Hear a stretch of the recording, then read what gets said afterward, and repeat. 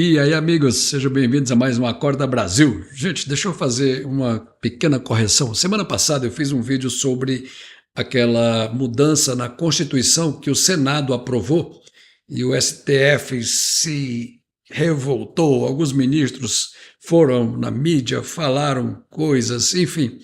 Eu passei uma informação errada naquele vídeo. Eu disse que a matéria tinha sido votada, a mudança na Constituição tinha sido votada na Câmara dos Deputados e o Senado agora aprovou. Ocorre que não foi bem assim. Nesse caso, essa mudança na Constituição começou no Senado. Deixa eu explicar para vocês aqui. E, aliás, deixa eu trazer aqui algumas informações, porque é importante também você conhecer como é que funciona a política brasileira. Eu sei que a maioria da população do nosso país não gosta desse assunto, não gosta de saber dessas coisas, é alheia. Esse tipo de assunto, inclusive, gera um nariz torto, uma cara feia, porque as pessoas realmente não se interessam.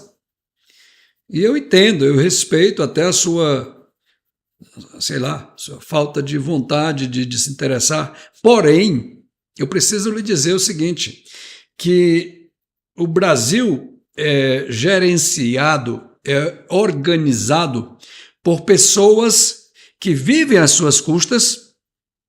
Presta atenção, o salário, as benesses, os benefícios, as regalias que deputados, senadores, vereadores, prefeitos, governadores, presidente da República, ministros do STF, polícia militar, polícia civil, juízes federais, enfim, todo o funcionalismo público funciona na base da arrecadação gigantesca de dinheiro que acontece toda vez que você compra um produto. Você precisa entender isso. É muito importante. No Brasil, inclusive essa é uma das coisas mais injustas e brutais desse país. O correto, como acontece em países desenvolvidos, como por exemplo Estados Unidos, aqui no Canadá, o que ocorre é o seguinte, que o imposto é cobrado um pouquinho mais de pessoas que têm mais condições de pagar, que ganham melhor. Então o imposto de renda na fonte é maior para essas pessoas. E isso alivia, na hora que você vai comprar um produto, no imposto sobre o consumo. Por quê? Por que isso é importante? Porque todas as pessoas precisam consumir. O idoso consome, a dona de casa consome, o pai de família consome, o pedreiro consome, o estudante consome. Você vai dizer, não, mas o estudante quem paga não é ele, não importa. Alguém está pagando, por exemplo, uma camisa que o estudante precisa comprar. Só que no Brasil, o que ocorre é o seguinte, o imposto de renda na fonte, deixa eu explicar melhor. Quando você recebe o salário, que você trabalha com carteira assinada aí no Brasil, a empresa que você trabalha, ela tira do seu salário uma parte e esse dinheiro ela repassa para o governo. É assim que funciona. Todo mundo que trabalha com carteira assinada, a empresa recolhe uma parte, ela pode até nem passar, porque tem muitos empresários que são realmente malandros e pegam esse dinheiro e botam no bolso e não repassam para o Tesouro Nacional, mas, em tese, é assim que funciona. Quando você recebe o seu salário, é descontado um valor, um percentual do seu salário, e esse valor é para ser mantido no governo, no cofre do governo, para pagar todas essas coisas que eu falei lá atrás, deputados, senadores, enfim. Além disso, e porque no Brasil existe um problema sério onde as pessoas que ganham muito pagam relativamente muito parecido com quem ganha pouco, em termos percentuais, ou seja, o valor em percentual é praticamente o mesmo, 27,5%, 30%, alguma coisa assim. Então, o que acontece? O Brasil precisa de muito mais dinheiro para funcionar do que o que é arrecadado nos salários dos trabalhadores. E aí o que acontece? Quando você vai no mercado para comprar 1 quilo de arroz, um pacote de bolacha, dentro do preço daquele pacote de bolacha, daquele quilo de arroz, daquela camisa, do óculos, do relógio, do microfone, tudo que você precisa comprar nas lojas, dentro do preço está embutido. Muita gente não tem consciência disso, por quê? Porque os preços são mostrados nas prateleiras das lojas, aqueles papelzinhos que tem os preços no supermercado, já incluindo o imposto, já é o preço final. Como é que acontece aqui no Canadá e também nos Estados Unidos? O preço é mostrado na prateleira, na etiquetazinha de preço, só o valor que o lojista está cobrando de você, comprador. E aí, na hora que você vai pagar no caixa, que a moça do caixa escaneia o código de barras, a maquininha já calcula o valor do ICMS, que é acrescentado àquele valor que você viu lá na prateleira. Isso é assim, ó, já há não sei quantas décadas. Eu moro aqui no Canadá há 20 anos. Aliás, hoje estou celebrando 20 anos de Canadá. Olha só. Então, hoje é 27 de novembro, 20 anos. Então, parabéns para mim. Então, o que acontece? No Brasil, se cobra um ICMS altíssimo, 16, 17, 18, em alguns estados até 20%, para poder compensar aquela arrecadação que é feita no salário, que é bem mais baixa. Lembra que eu falei? Então é assim que funciona no nosso país. Aqui, nessa província que eu moro, porque tem muitos recursos naturais, então a província não cobra um ICMS tão alto.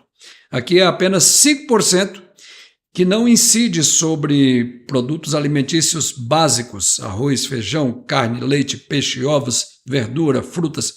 Nada disso paga imposto. Pois bem, os senadores e deputados, eles vivem às custas desse dinheiro. Tá? Vamos voltar então para a questão política. Você pode até não gostar da política, mas quem faz o Brasil funcionar, quem determina essas regras que eu acabei de falar, por exemplo, do dinheiro, do imposto, e isso é muito importante, são pessoas que gostam de política, que se envolvem com a política, que vão lá, que fazem. Só que o que acontece? A grande maioria desses homens e mulheres, ao invés de trabalhar para beneficiar a população, eles trabalham para beneficiar eles, suas famílias, seus amigos, aquela turminha lá da panelinha deles. É assim que funciona no nosso Brasil, infelizmente. Então, o que acontece? Voltando para a lei. Eles fazem as leis. De uma maneira geral, a lei no Brasil é feita assim. A Câmara dos Deputados discute aquela lei, tem comissões específicas para tratar de vários assuntos, por exemplo, uma lei sobre comércio. Então, existe uma comissão que trata desse assunto. São alguns deputados que vão fazer reuniões, vão trazer especialistas, vão fazer um debate, pelo menos em tese é para ser assim.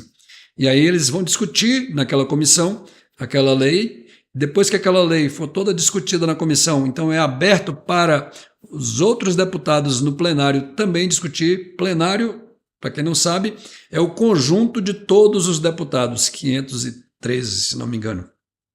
Então, geralmente, a lei começa na Câmara dos Deputados, é discutida nas comissões, dependendo da lei, são várias comissões que vão discutir. Tem uma comissão específica que discute se aquela lei está de acordo com a Constituição. Se aquela lei for de encontro à Constituição, se ela se chocar com a Constituição, aquela Comissão de Constituição e Justiça, que é assim que ela é chamada, já descarta aquela proposta. Peraí, deu pau.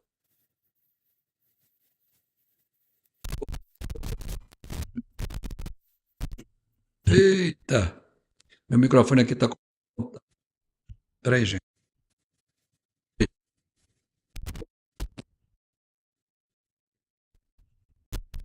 Oi.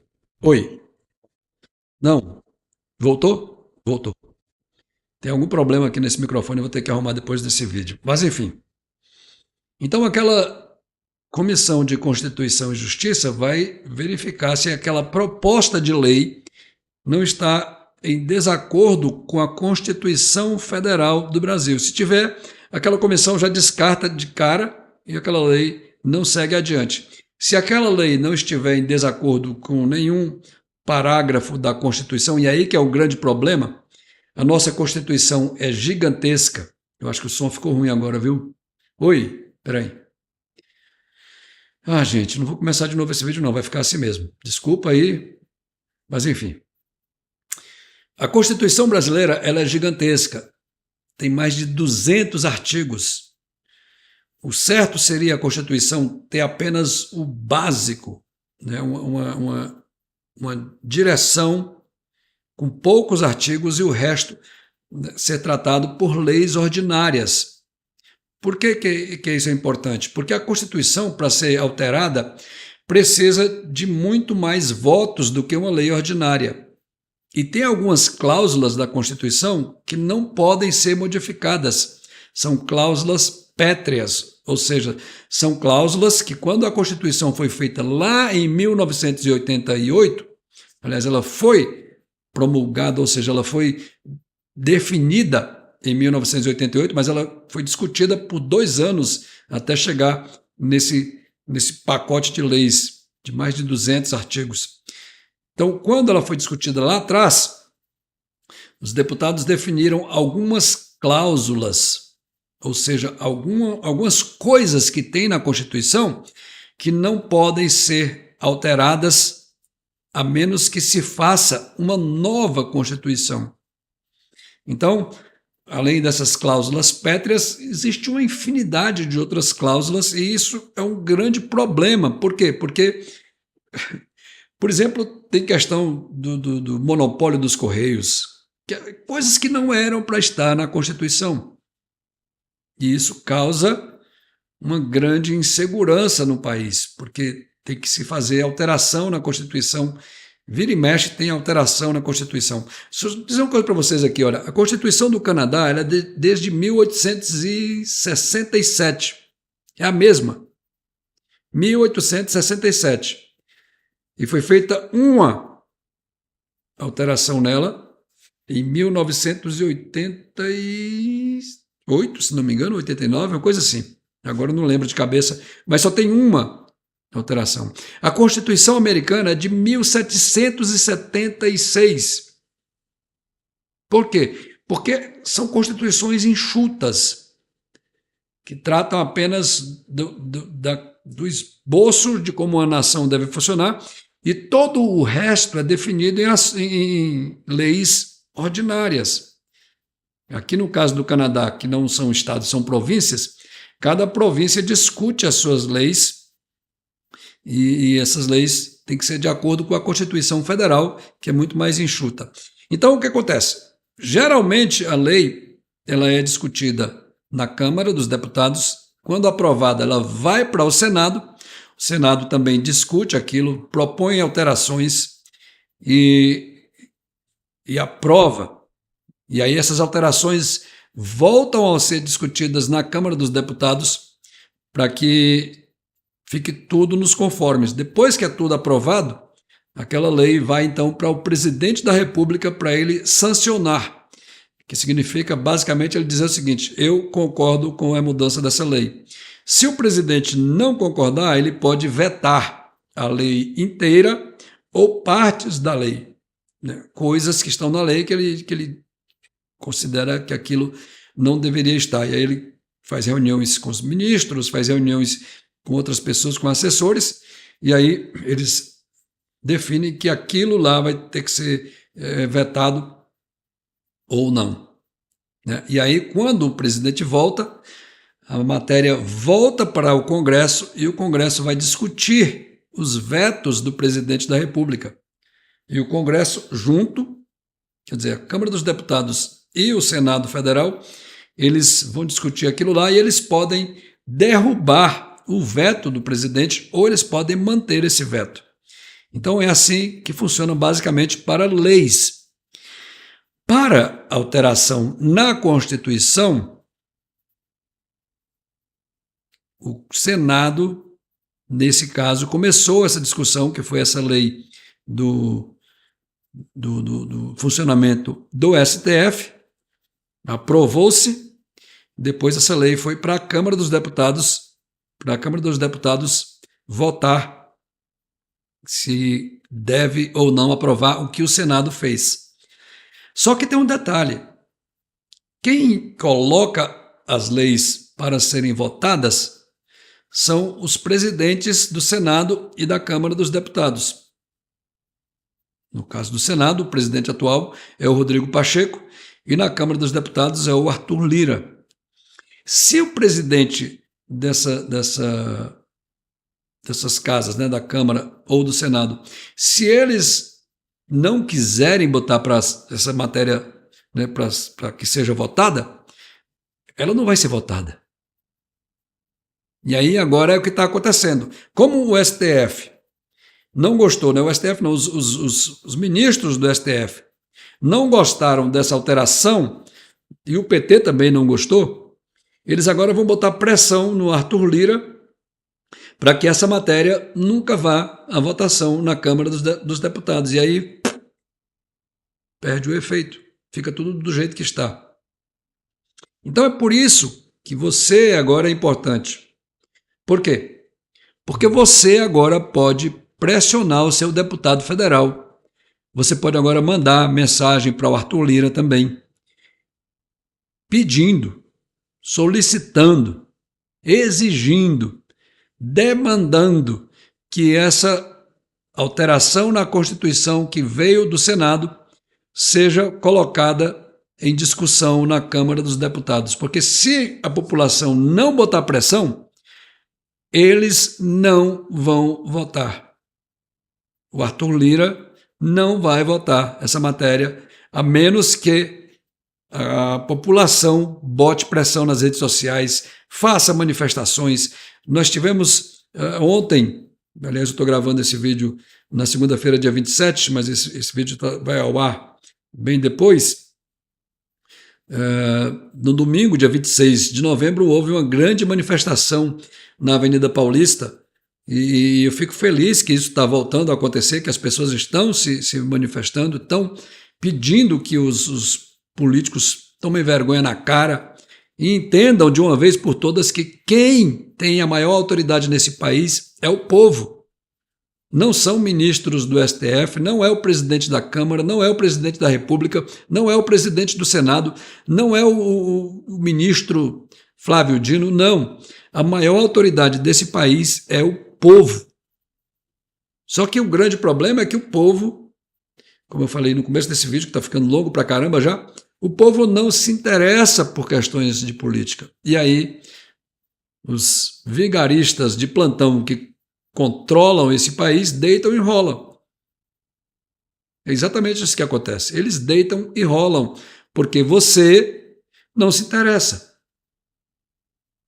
Então, por que eu estou fazendo esse vídeo aqui? Para tentar. Sei que esse canal é um canal minúsculo, perdi muitos inscritos depois que eu comecei a questionar atitudes do Bolsonaro, mas eu estou fazendo a minha parte. Estou deixando aqui o meu legado. Estou deixando a minha mensagem.